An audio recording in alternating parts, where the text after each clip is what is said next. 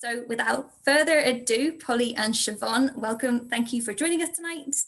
To get us started, I'm just going to ask you to both introduce yourselves and give a little bit of a background of your career histories and how you got into children's publishing in particular. But it would also just give a brief description of your appearance and your preferred pronouns to start with. That would be great. So for me, my preferred pronouns are she and her. I have straight dark blonde hair. I'm wearing a black top and white skin. So Siobhán, if we start with you, if you'd just like to introduce yourself. Yeah. Hello, I'm Siobhán and I am a white Irish woman and I'm 66 years old. So my hair used to be a nice shade of dark brown and it is no longer that. Let's say, I'll say no more. I'm she. And you want me to talk about my career now, or should I just, yeah, okay. So I've had a very checkered career, which always sounds like negative. When they say that about politicians, it usually means they've done something naughty, but I don't mean that. I just mean that it's been very varied. I did my PhD in English, and then I worked in academic publishing for a while. That was a brilliant start, actually, because in academic publishing, you have to deal with all kinds of things that you don't know anything about. So you really have to focus on the text in front of you. As an editor, I was an editor. And you have to learn how to do all those quite difficult things like dealing with footnotes and references and appendices and very, very precious authors, I can assure you, in academic publishing. And then I won't go into all the details, but I did lots of different things, including working freelance as an editor for a while. And I worked also for a charity for a while as an editor. And in that case, it was working with people writing reports on various things. It was a homelessness charity. So it was about people doing studies on homelessness. So that's publishing, but it's not trade publishing. And I also worked for a while in the tech industry, and I was writing material to go up on screen. And I worked in trade publishing, always as an editor. But then also, I'm a writer, I'm a children's writer, and I've been writing for children for 30 years. So in between all these different jobs, I was also functioning as a writer. And then sometimes I'd take a year out of the normal working life in order to do maybe a year-long residency. So it was very varied. So one of the things, and then about 10 years ago, 11 years ago now, I founded Little Island Books, which I'm now trying to extricate myself from by way of retirement.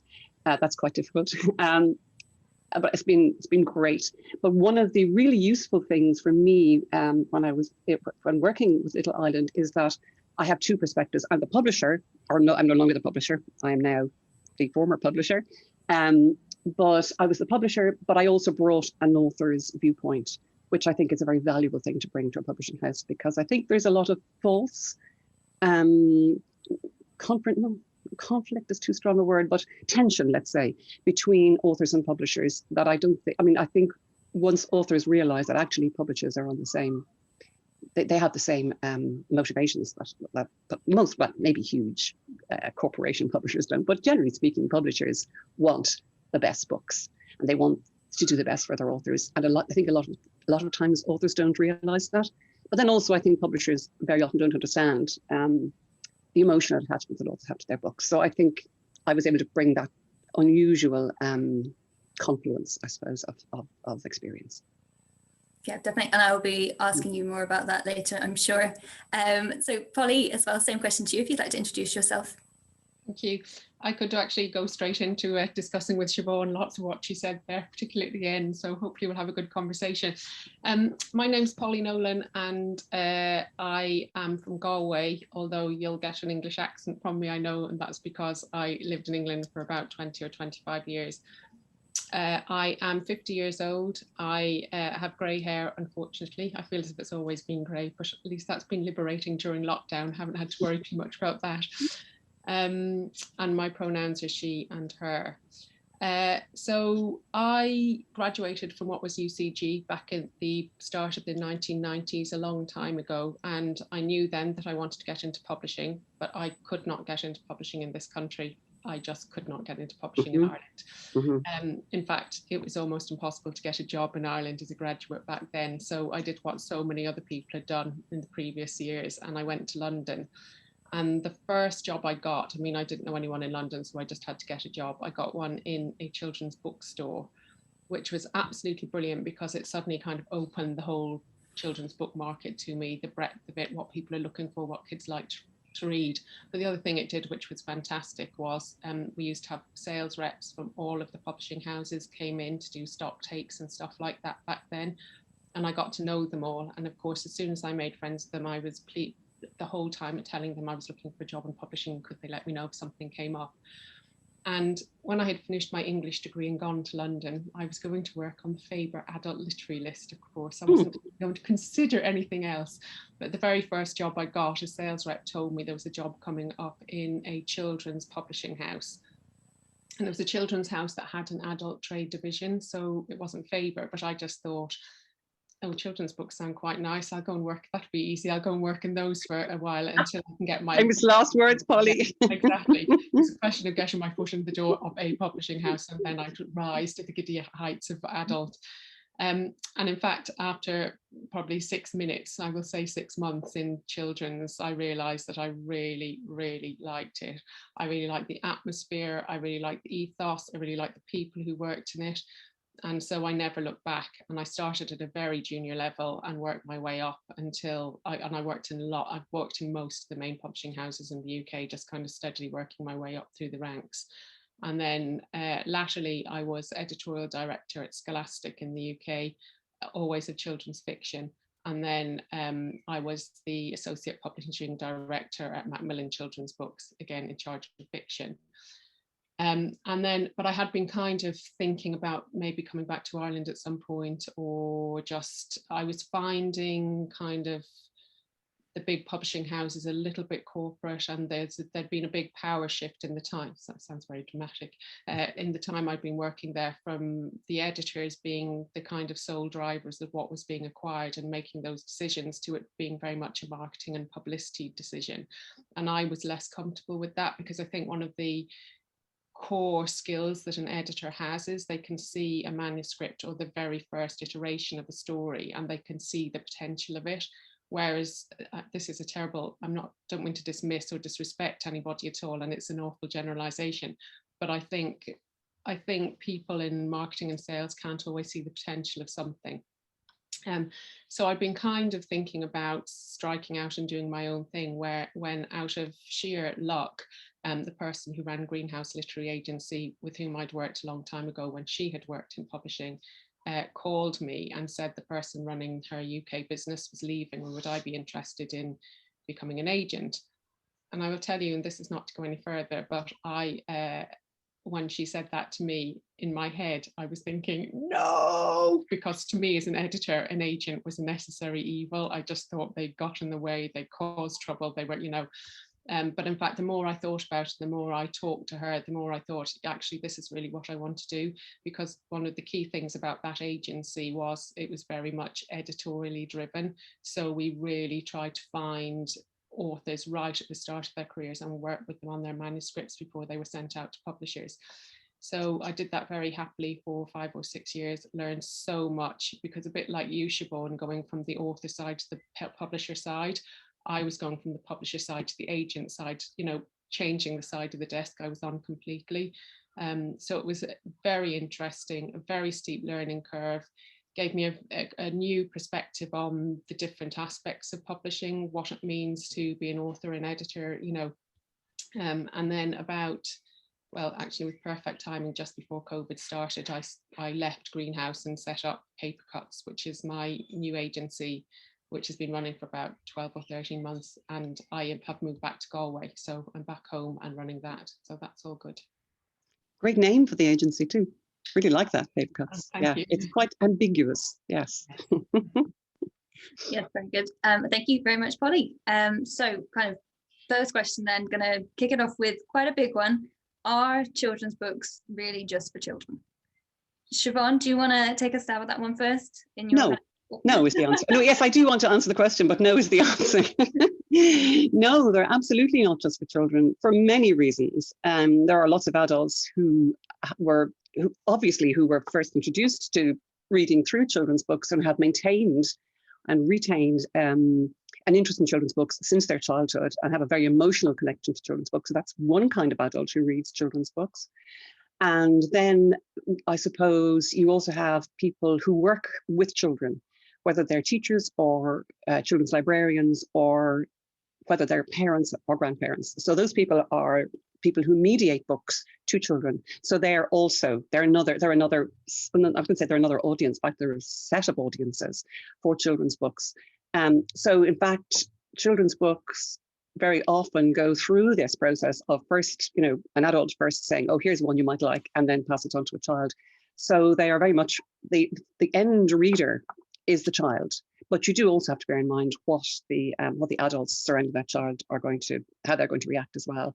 And I don't like to think of these adults who intervene perhaps between the book and the children. I don't like to think of them as being gatekeepers, which is that horrible term that's used. I like to think of them as being enablers and as opening the world of books up to children.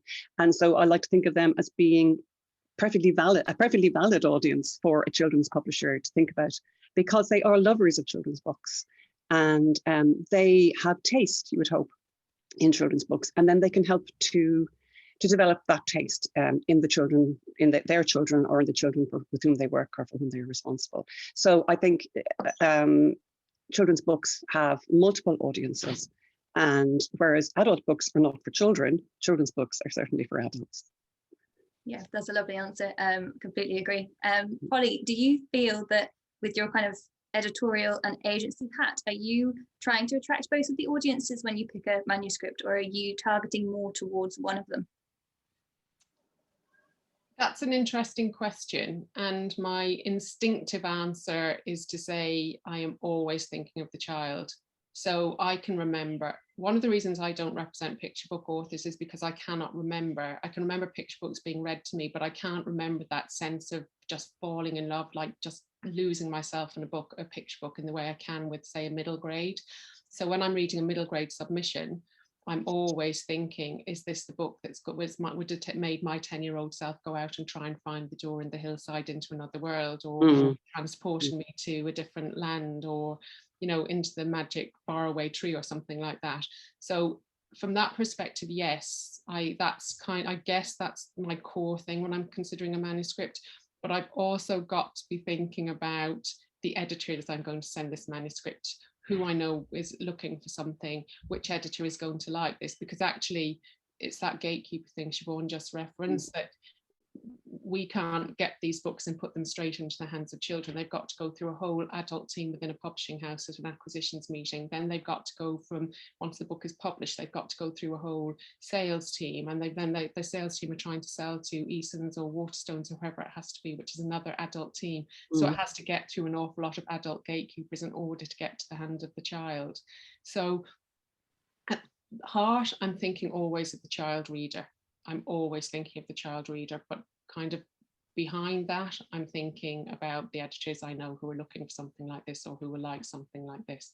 Because there's no good me finding a book that I think every child will love if I know no editor is going to even consider it. Or there's no point me taking on a book like that, I suppose, is what I should say. I love the idea that you, especially when you're thinking about it, you think about the 10-year-old child and how will they react to seeing the book, and does that make a difference in kind of the submissions that you choose? Siobhán, with you as kind of an author, as well as having your publishing, do you find that you choose different submissions than, say, a different editor would, or do you approach it in a different way? It's coming from kind of a writing background as well. I don't know, actually. I really don't know that. I don't know the answer to that, but I go by instinct, I suppose. So usually the way it works here is I tend to be the first person to see the submissions. I look after the submissions, and now that I've retired from the main responsibilities that I used to have in the company, and that's my main role now, is that I'm looking after submissions. So I tend to be the first person to see them, and I'm the one who says no, no, no, no, no, no, no, no, no, no, no, no, maybe. So and then all the maybes get pulled out, and the maybes get sent out to other people to read as well. But they wouldn't get as far as the other people if I hadn't already decided they were maybes. So I can't really say if I would choose differently. But I think I wouldn't be particularly I wouldn't have that any particular taste that would be different from other people's, because the no, which is 99% of what's submitted here, because we have an open submissions policy, is very easy to do because most of them just aren't publishable. And every time I write to an author whose book I'm not going to publish, I always try to think, this person has put love and time and energy into this, and they don't know why I'm saying no. So I have to try to be very careful about how I say no. So I have a series of ways of saying no to the author, but I don't think it's usually not very difficult at that point to know the difference between a no and a maybe. The problem then is going from the maybes to the yeses. That's the difficult part. And then at that point, I send it to other people in the publishing house. And then we also have some friendly readers outside the publishing house that we send books, some books to, depending. Some books we just know for sure we're going to publish them. Others we think it might be a good idea to get another opinion. So, but generally speaking, I find that the books that I think are really great are the ones that everybody else thinks are really great. Just recently, there was a book that came in and I loved it and everybody else hated it. And that was the first time that ever happened. So really? I thought, Siobhán, it's time to go. No, I didn't. But that is very unusual. Yeah, very unusual. So I think people who love children's books tend to have similar tastes up to a point. Sorry, Polly, were you saying something? Sorry, yes. I was still going to ask you how many submissions you would get per week, roughly, if there's an average. 10, maybe more. We certainly get hundreds per year, put it like that. Yeah, certainly more than 365. So yeah, we get a lot of submissions. Yeah. And so, a lot of them are straight from the author. Some of them are through agents. And then of course others would be authors that we've already published coming back with new books. And those ones are much more likely to be published, but not always. It doesn't always work like that. But we get a lot. Yeah. And it's quite a lot of work involved in processing all that, but it's fun. And then the joy, the joy when you get the gem, and you do get gems. Just out of nowhere, something comes in that somebody you've never heard of, and they're just a completely new voice, and they've got something amazing to say, and they have a wonderful way of saying it. That's just so great. It's lovely. Yeah. Wonderful. I'm sure you've had that as well. Yeah, absolutely. It's great. Right. Just also to go back to your question, Jess, about whether Siobhán would see something differently as an author because she's been an author. As an editor. I think in a way, and Siobhán, you found that quite a difficult question to answer. And I was thinking in a way, actually, that's quite an easy question for me to answer. Obviously, I'm not an author, so I can't answer the same question, but I kind of know which editor is going to like something or isn't going to like something. So I have a kind of, if I get in a historical novel, for instance, I'm not going to send it to an editor who I know doesn't like historical novels. So I can separate it probably more easily than you can, Siobhán. I think really my being an author, what it makes me do is it makes me feel for the author. So it means that I tend to be kinder, perhaps, to the authors that I'm rejecting. I'm not going to publish them out of kindness, but I'm going to reject them more kindly, I think. And I think that's a nice thing that for a publishing house to do, especially one like ours, and because we're small and we're intimate and we know our authors very well. And we do specialise, like you, in finding new authors and giving them their first outing as an author, and then hopefully publishing more by the same author. So that's part of our brief. Our brief to ourselves is to nurture new talent and discover new Irish talent. So that's the way we think. Perfect, thank you, Siobhán. Kind of on the topic of that then, in terms of kind of nurturing talent and getting the submissions in, how what do you find, Polly, I'll give this question to you, do you find, having worked in London and then obviously now coming back to Galway, the submissions you get, do you see that they are different in the topics that they choose for the children's books, or the way that they're discussing different kind of fantasy worlds? Is there anything which is kind of similarities, or is there major differences between the two markets? No is the short answer, but also I'm open to anyone in the world who writes in the English language, so I get stuff in from all over the place. And I mean, not now because I'm just setting up this business, but when I was at Greenhouse, I would get 40 submissions from writers a day. So yeah, that's why I was asking you, Siobhán, how many you got. There are a lot of people across the world writing children. Of course, yeah. You don't tend to see a difference in the world because I think a lot of people who are writing children's books, they sit down and they read Harry Potter and they think, oh, I could write that. And so they do. And that's what Siobhán touched on as well, that whole thing when something comes in that's different, that's saying something different or telling a story in a different way, you're just so excited to get that because there's a lot of hackneyed, quite homogenous sort of stuff out there. What you get more than kind of very great differences in the world because of the markets, you get actually the opposite of that, where you will suddenly get a run of something that everybody is writing something about. Plucking this out of the air, I don't know, a boy who finds a dragon's egg and brings it home and it hatches. Not having seen something like that for about 2 years, suddenly you'll get a run on that, or you'll get a run on witch romance in YA or something like that. And I've always thought it'd be very interesting to know what's triggered that idea in so many writers around the world. Fascinating. Yeah. I don't know what the answer is. But there is a lot of that, children's writing is easy, so I think I'll do it. And the younger the book they write, the easier they think it's going to be. So you get a lot of extremely poor books for very young children. And they're really patronizing and they're really old-fashioned and they just wouldn't work at all. I think when you get up to 10, 8, 9, 10, and then into middle grade YA, you get much more people taking it much more seriously. Yeah. Because you have to, because it's a novel. You have to, writing a novel is writing a novel, no matter what the age the audience is. Exactly. Yeah, it's a much bigger piece of work. Yeah, takes a lot longer, I can imagine, in terms of having to go through the submissions for the older generation. Well, the older age. Oh, it does. Yeah, it takes a lot of reading. Yeah, although you can usually tell after very quickly. Yeah. You can usually tell from the submission email, I find. You can, yes, yeah. It always helps if they can spell. Yeah, exactly. Yeah, at the start. Yeah. Okay, thank you both. So kind of a different topic, kind of similar. Illustration is obviously a hugely important topic for a hugely important part of many children's books, especially for the younger ages. What is the process of finding the perfect illustrator when you've got kind of the gem of the book that you found through a submission? And do you have any tips for any budding illustrators who may be watching today? Siobhán, I will go to you.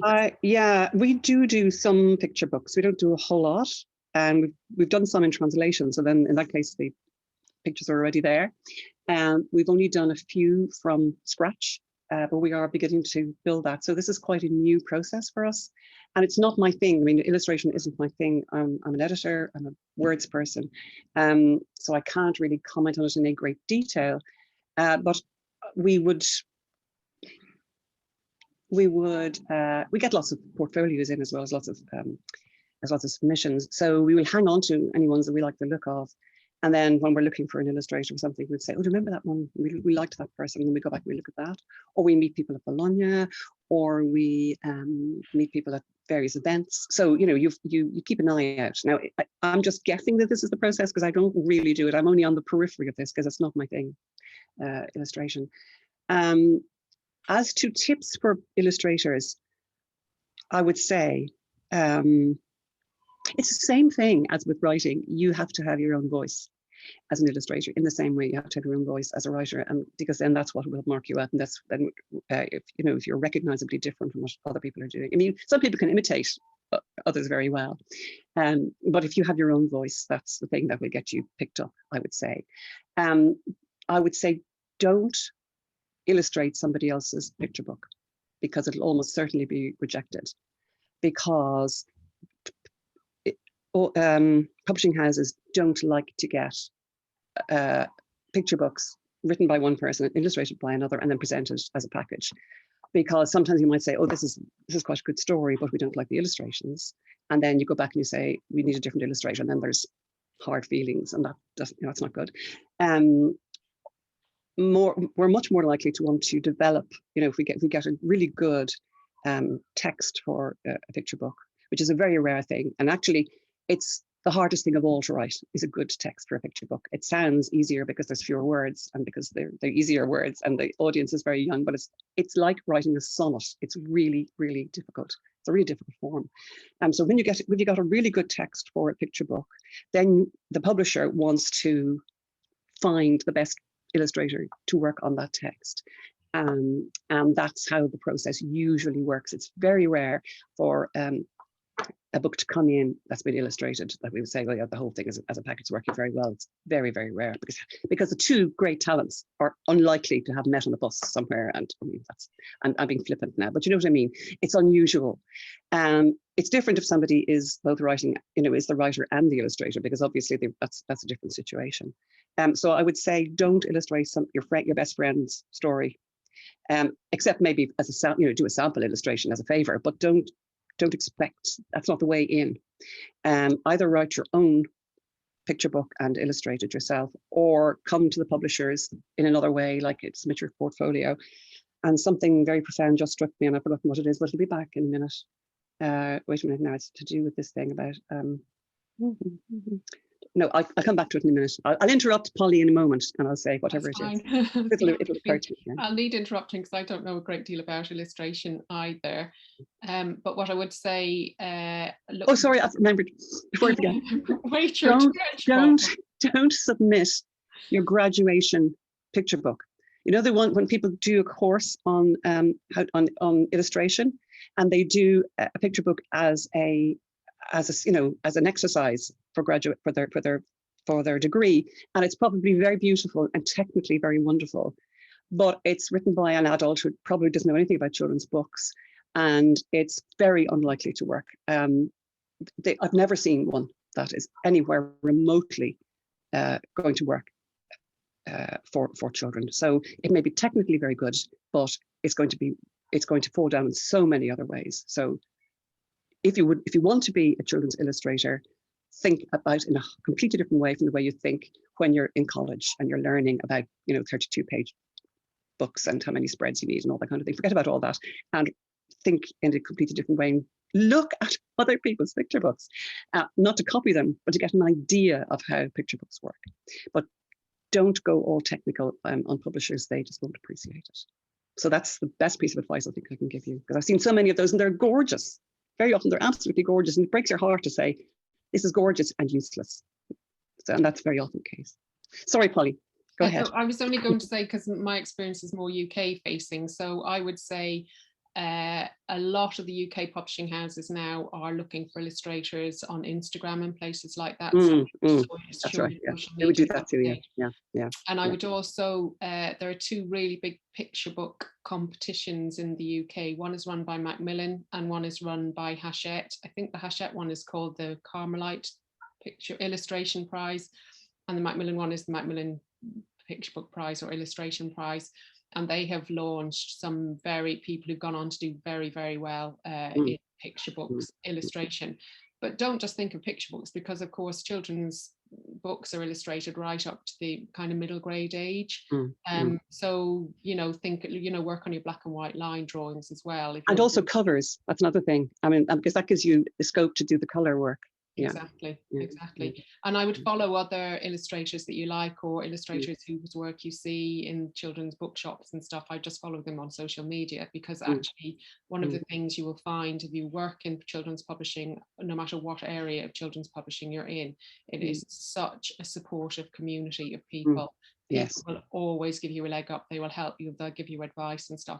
It's quite strange, because I hear things about the adult world that makes it sound cutthroat, and I've never really come across that in children's whatsoever. So yeah, it's true. It's a very, very supportive and friendly world. There's no doubt about it. That's why everybody wants to work in children's books. Exactly. Yeah. Perfect. Yeah. So kind of boil that advice down. Do your research. Find your voice. Don't try and copy anybody else. Yeah, and don't submit your graduation thing, because it'll be over the heads of the audience. Yeah, good advice. Thank you both. So another question then, which is kind of leans on what we've discussed about different age groups and different styles that they have.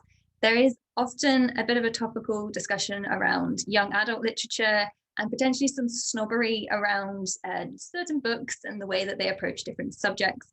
And it's often seen as a bit less than older fiction, especially for adult fiction, even though some of the same topics are approached in both books. Why do you think that that is the case? And do you think that anything the industry could do to tackle it? Or is it kind of a case of readers should just be able to read whatever they like without any kind of judgment coming from outside forces? Polly, if I throw that one to you first and see from a kind of an editorial and an agency perspective, what do you think? Well, obviously, I'm going to say that I think people should read whatever they want without anybody judging them, because actually, as a, you know, taking the whole profession out of it, just as an adult who likes to read, sometimes I like to read really intellectual stuff, and some days I've had a really crap day and I love to read, you know, a middle grade book or something like that. And I think any kind of snobbery over reading is for the birds as far as I'm concerned. I just don't tolerate it. I think that in the time that I've worked in publishing, the change in the attitude of people towards children's books and YA books has been remarkable, because I can remember when I first went to London and I was out maybe at a dinner party or something like that, and somebody would say, oh, what do you do? And I'd say I work in publishing, and they'd be like, oh my goodness me, you work in publishing, and I'm writing a novel. And then I'd say, well, I work in children's publishing, and they'd be like, oh. And now you can guarantee 9 times out of 10, if I say I work in children's publishing, they'll say, oh my goodness, I'm writing a novel. And, you know, people take it way more seriously. And I think the thing that changed that was Harry Potter, of course. That's the time when people just, it kind of threw open the doors, and adult people, people who wouldn't normally read children's stuff, just saw what a kind of treasure trove is there, really good stories, because actually that's all any of us ever want, is a really good story. We're kind of forced to categorize those stories because of the business in which we work, but everybody is after a really terrific read.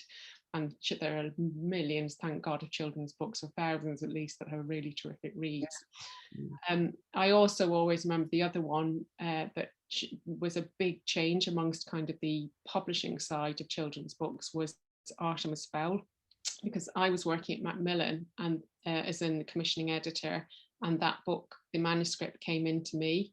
And I read it and I thought, oh my goodness me, this book is so good. I just thought it was terrific. And of course, I was delighted it was an Irish author as well.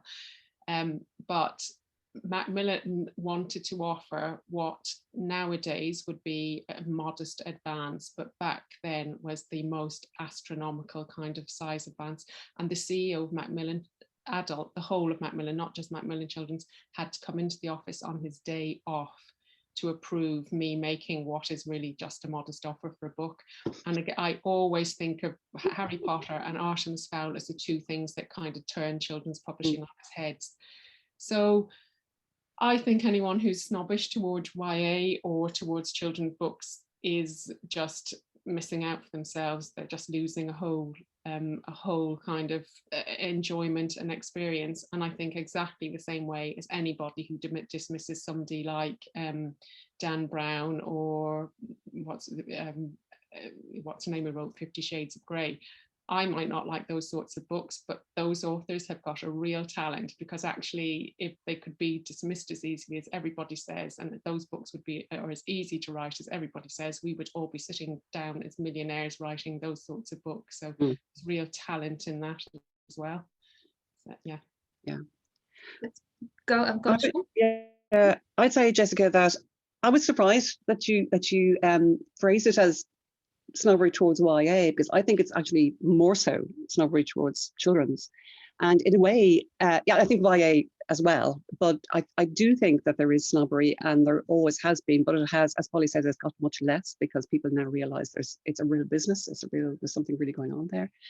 And of course, the younger the age that the book is for, the less people value it, because they see that it's simple. And it's not simple, as I say. I think the picture book is the hardest form of all to write. But I think that it has changed, and I'm sure you're right, Polly, when you put your finger on Artemis and Harry Potter as two books that changed the world. But but I also think that it's got more respectability in the sense that, for example, now most universities offer courses in children's literature, which is fairly new. I remember writing articles, it seems to me like about 3 weeks ago, but actually it's probably 20 years ago, bemoaning the fact that there were no courses, that you couldn't study children's literature in universities. And now there are now universities where it's actually obligatory for taking English that you have to do a module on children's literature. So that's brought up the status of children's books. That's really important too. And then also, and this is part of the same movement, I suppose, now children's books are actually being reviewed. And there was for a long time, The Guardian was the only paper that reviewed children's books. And now it's much more usual for children's books to get a decent review. They're still not reviewed as maybe as carefully or with as much space as adult books, but they do get, they're not just, 3 lines of taken from the publisher's puff, that's not a review, that's just a notice. This book has been published, is all that says. And that's a change as well. So I think all those things coming together have helped to raise the status of children's books. But that thing, what Polly was saying about the dinner party thing, it's even worse if you're at a dinner party, you say you're a writer, and they say, "Oh, you're a writer, and what do you write?" I say, "Novels." And then, "Oh, well, tell me what's your," and then you say children's, and there's this, and they turn to talk to the much more interesting barrister on the other side. So yeah, that's there. That's always going to be there, but that's really nothing to do with children's books. That's got to do with that's got to do with societal things. That's just snobbery, and that's the way society is. And I think we can just ignore it. It's interesting. There must be quite a difference between the kind of UK attitude and the Irish attitude in that case, because I would say there's, maybe I'm very naive, but I would say there's much less snobbery. The only thing I would disagree with you actually also on is I think the review coverage in the UK papers has dwindled to nothing. The only review. Yeah, well, here it's opened up. Yeah, it's the opposite. I mean, yeah, because we went from nothing to something. Yeah. So that's a big improvement. Yeah. No, there's really interesting to me, the differences between the UK and the Irish market. It is interesting, isn't it? Yeah. And the editorials. Yeah. But I suppose, in a way, I suppose I can see the paper's point of view that children don't read newspapers, but they're forgetting that, of course, children, aren't the buyers of books. Actually, in general, the buyers of books tend to be adults. Yeah. Yeah, that is a real shame. That the reviewing thing is a real problem, but it's definitely improved here. Yeah. You've mentioned kind of, Siobhán, just kind of coming off that then, for reviews, are there any other ways that you would market a book in? Do you rely a lot on kind of word of mouth or the reviews or anything, or is it more? It isn't that we rely on word of mouth, but word of mouth happens because you can't really make word of mouth happen. So you have to just assume a certain amount that's going to happen, but you can't really rely on it. You do have to try and do other things as well. Again, marketing is not my thing. I'm a real editor, but just words person. So I don't know a lot about this either. I'm sure Polly knows much more about this than I do. But yeah, we do all kinds of things.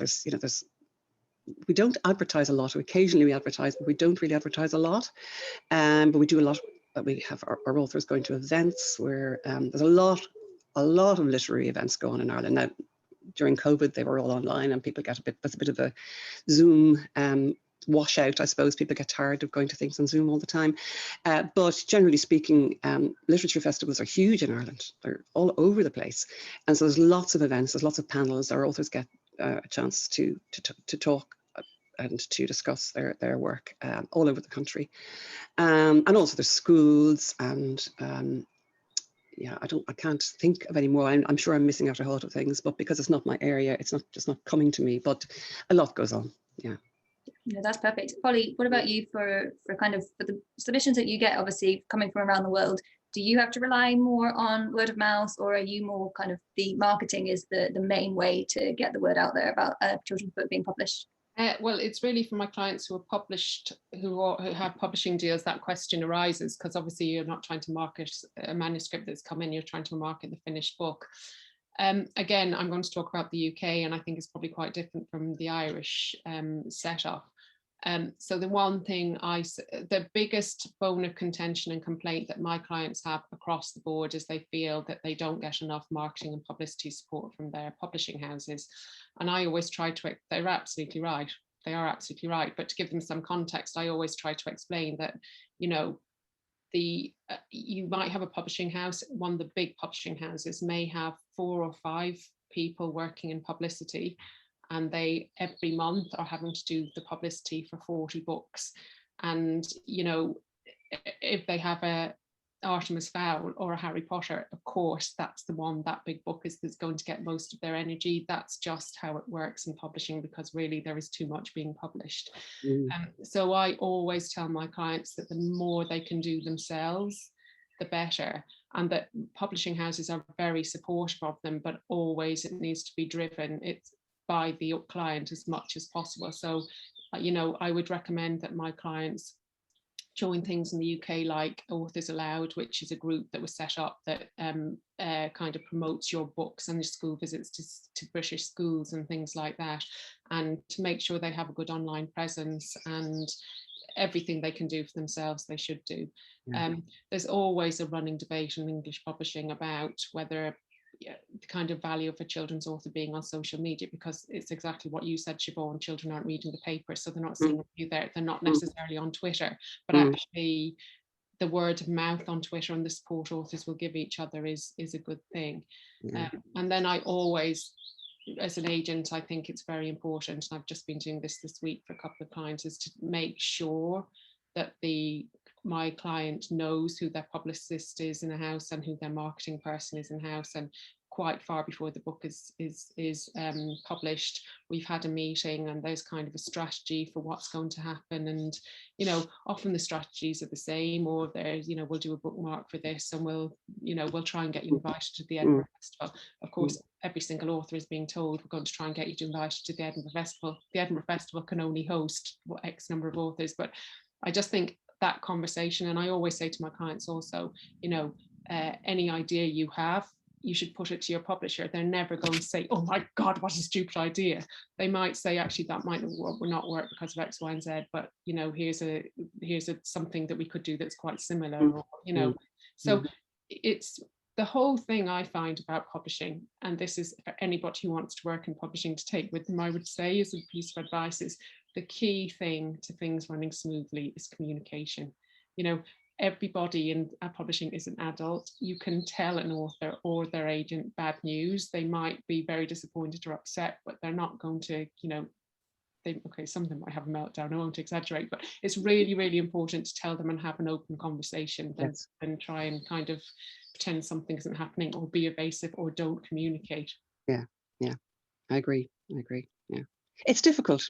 Marketing is really difficult. That's one of the reasons this is not my thing, because it's so difficult. Yeah.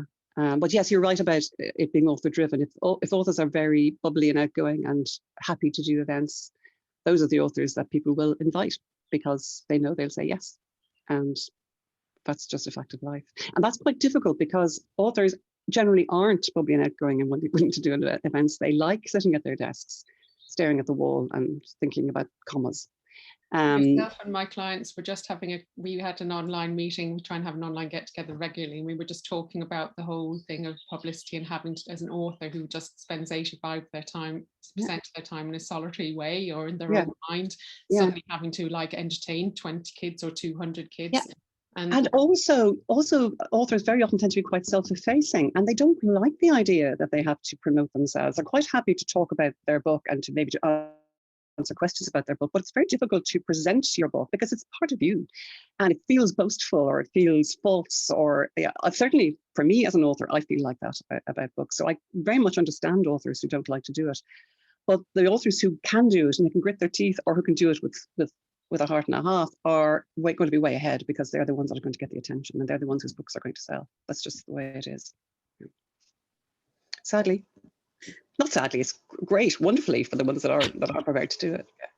But No, it's sad, it's definitely writing a book is definitely a personal thing, and I think having to kind of present your life's work, I guess, is not everybody's cup of tea. I am conscious of the time. Obviously, we are coming up to kind of the end of the discussion, so we do have some questions in the chat from our audience, so we'll get started. Just ask a couple of those. There are some really great questions in here. So one question is, how much do you both consider trends when you're reading through your submissions? So obviously we've discussed kind of the big star names, the Artemis Fowls, and do you find that they have a similar trait that comes through that are always quite popular? I know that we kind of said that in the past, that sometimes you do get suddenly someone comes out with 20 versions of the same dragon egg story. But do you try to find the gem which comes first, or are you always trying to find the thing that comes next? Never think about trends. I think it's very dangerous. I mean, if you're a huge publishing house and you could afford, we're very tiny. And I think if we think about trends, we're going to be always behind the curve, because the trend, if the trend is already obvious, then it's too late, because it takes at least 2 years to publish a book. So by the time the book, if you say, let's have a book about whatever it might be that you think is going to be, that's trending now, it'll be gone in 2 years' time. So we don't really think like that. No, we do think about the book that we have in front of us, and whether we have to find ways of making sure that that book gets noticed, but trends are not the way we think. No, I just don't. It's not part of our, it's not even that's not part of our ethos, it's not part of our DNA. We don't think like that. Perfect. And Polly, I have a question for you as well, which probably works with your kind of different backgrounds in publishing. If you have an interest in working in children's publishing, but have only worked in adult so far, or in any of the different kind of, obviously you've gone from academic, do you think it would be difficult to get a foot in the door, or is there any skills that person needs to kind of gain, and experiences that would kind of help them get further into the children's world? Well, again, I'm going to talk about the UK publishing houses here. So I would say if you're in a adult division that has a children's section to it, that makes things a bit easier. But no, I don't think there's any huge stumbling block at all. There are lots of people within publishing who change departments. I think the key thing is to just show enthusiasm for children's books, and there's nothing more soul destroying when you're interviewing people. I worked at Oxford University Press for a long time in their children's division, and we sometimes were looking for staff, and it was really clear from some of the applications that came in that the person just wanted to work at Oxford University Press. They didn't care where they worked. And when you have given your life and your soul, and you've given up your weekends to reading manuscripts, and you're out in the evening with an author doing something, it really is quite irritating when someone says, oh my goodness, I love maths books or something like that. Mm-hmm. So I think, and that did happen, but I think as long as you can show real kind of genuine passion and enthusiasm for children's books, and just make it clear, because everybody knows it's really difficult to get into publishing, and everybody in publishing is trying to help people get into publishing. So but we all work, everyone in publishing works extraordinarily hard for not a great big salary, and so you want to make sure that anyone who works on your team feels the same sort of crazy love of children's books as you do. Yeah, I mean, it is a very difficult thing to get into publishing. It's really, and there's a lot of luck involved as well. Enthusiasm certainly helps, and knowledge is huge. I mean, knowing what you're talking about is very important. And you can't, as you say, you can't just work in children. You can't just walk into children's publishing. You do need to know something about children's books. But those are the absolute necessities. But they are necessary but not sufficient. So there's an awful lot of luck involved. And if you don't get in to the kind of publishing you want, or into publishing at all, it's not a failure. It's just bad luck, I would say.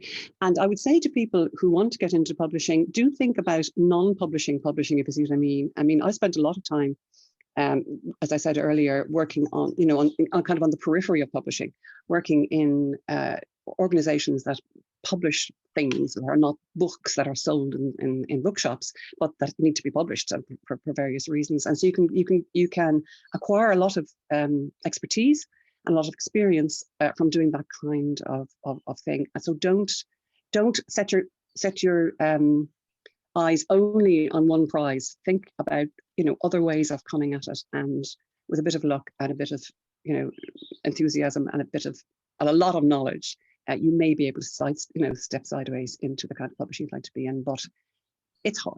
It's not easy. I think the other thing is most of the big UK publishing houses have finally woken up to the fact that if we want to do an internship, they're cutting out so many people by having them based in London. So an awful lot of the big publishing houses now are offering paid internships. There's also a great scheme. Well, SYP in Ireland has got their mentoring scheme that started this year, which is really good. And there's a thing in England, which I think probably anyone can join, which is called Spare Room. in which senior people within publishing who have a spare room in their house offer it to somebody who wants to be mentored or wants to have work experience in a publishing house in London but can't afford to stay in London. So that if you do a Google search for spare room, you'll find the details on it, or if anyone wants to email me, I can send them on. And because of COVID this year, they did a spare Zoom. Actually, I was able to mentor someone via that, which I was so pleased to do, because I didn't have a spare room in London that I could offer to somebody. The publishing industry has just suddenly woken up to the fact that there are really talented people outside London, and they are trying an awful lot to help them get into it. So keep an eye on things like the Society of Young Publishers and things like that for that information.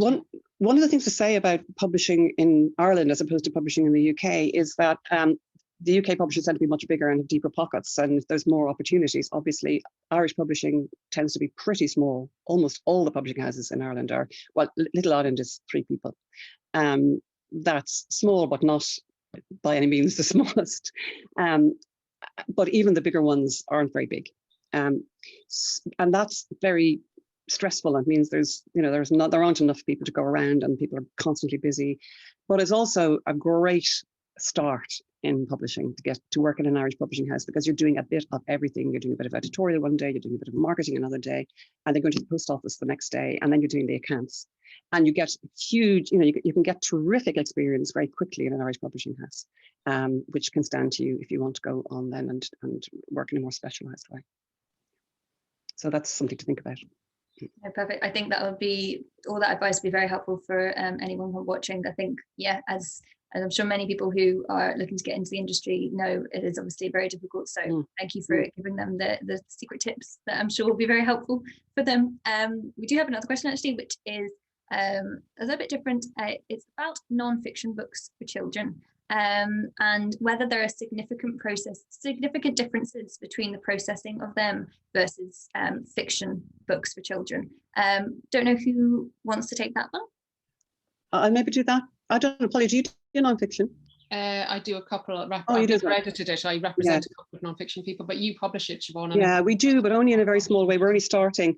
And it is very different because generally speaking, fiction just comes to you. People write a novel and they want to have it published. And there it is. And you publish it or you don't publish it. But with non-fiction, the idea generally has to come from within the publishing house. And then you go looking for somebody to do it. Or you mightn't think about the book and then go and find a person. You might think about the person and say, that person's really good at X. And they could mediate that idea to children. And that's how you go about it. You identify what you want to, either what the book you want to publish and then find the person to write it, or you identify somebody you think could write a good children's non-fiction book, and then you talk to them. And then manuscript development is much more, I'm going to say more careful. That sounds as if it's careless in fiction. What I mean is it's more painstaking, I suppose. It's slow because you're trying to, together with the author, you're trying to create a whole new idea. And very often people who have an area of expertise, let's say it's history or physics or something, they have an area of expertise and they may be very good at explaining it to children, but writing is a different thing. So they're not authors in the same sense as fiction writers are. So there's quite a lot of work to be done, but it's very interesting work. And you're never quite sure how it's going to turn out. So it's quite terrifying as well. But it's exciting work. I think it's really fun to do. But we've only done very little of it, and we're just feeling our way with it. And as I say, it's very enjoyable work to do. Yeah. Keeps you on your toes. Yeah. Perfect. I will probably, last question to both of you, which is a nice one to kind of round off on. What are your favourite children's books, or what book do you wish that you had published? Polly, I will ask you first. Either question. That's the question which whenever anyone asks me that, I'm like, I can't think. I don't work in publishing. I don't know. I can't really answer that, I'm afraid, because I like so many books and I have loved books. They have saved me at various periods of my life, and I have books that I adored at one point and I've gone back and read them a few years later and I really didn't like them, and I think that's heartbreaking. So I can't probably answer that question, I'm afraid. Sorry, that's really, really bad of me. I should No, be. that's fine. I mean, Well, I'm going to say something quite similar, actually. I hate this favorite question because immediately, as soon as you say what your favorite is, then you think of, well, you don't actually think of 15 other things, but 15 minutes later, you think of 15 other things that you should have said. So I don't like naming favorites. And I'm very interested to hear what you said about how there are books that you adore and then you go back and they've lost their glow. So I make a point of never going back to read the books that I read as a child because I never want them to lose their glow. So if I'm asked about my favorite children's books, I will always talk about books I read when I was 11 because that's the golden age for reading is 11, I think, because by 10 or 11, you are a fluent reader and you can tackle anything. So your mind is almost as developed as an adult mind. You're able to cope with prose, you're able to cope with ideas, you're able to cope with text, you're able to read quickly, you're not stumbling, and if you don't know a word, you're able to jump over it. And at the same time that you have all this intellectual ability that's almost at the same level as an adult, you also have the child's open imagination and willingness to suspend disbelief and go into the magic world, as you say, into the door on the hillside and meet Mrs. Tiggywinkle or whatever it might be. So that's why I think it's the golden age. So I always tell children of between 10 and 12 that they are the best readers in the world because they are the best readers in the world. And it's an absolute privilege to write for that age group and to publish for that age group. But I'm not going to name anything recent because for reasons that should be obvious, but I will mention my favorite two books from my own childhood. And one was A Little Princess by Frances Hodgson Burnett, which I much preferred to The Secret Garden, actually. I think it's because I read it at just the right age. I think I read The Secret Garden afterwards and I was a little bit older and I didn't quite have the same openness to the ideas. So I loved A Little Princess by Frances Hodgson Burnett, which is less known than The Secret Garden. But I think my 11-year-old self thinks it's a better book. And I also loved E. Nesbit.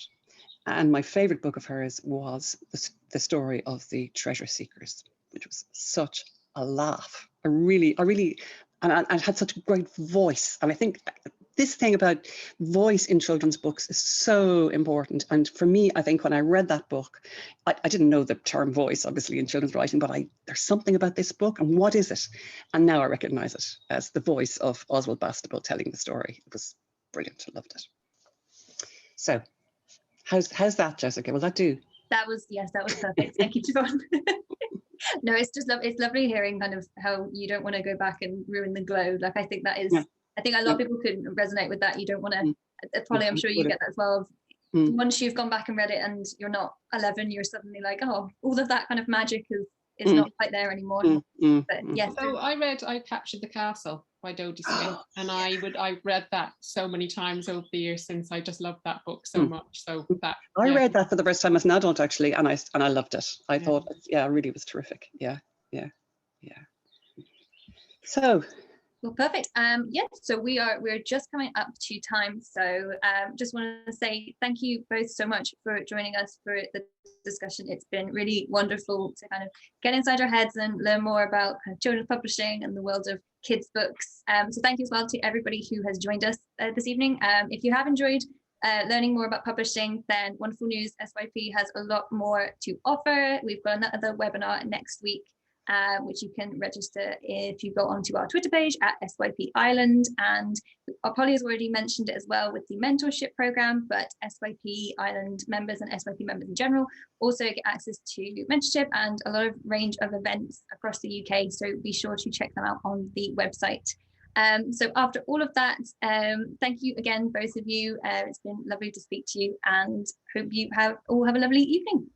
Thank you very much. Thank you very much. Thank you. Great. Thank you, guys. Nice to see you, Polly. Siobhán, maybe in Melania in reality next year. Maybe we'll see each other again, and yes, in real life. Yeah. I hope so. Bye, everyone. Thank you. Bye. Thank you so much, Jessica. Bye. Thank you both.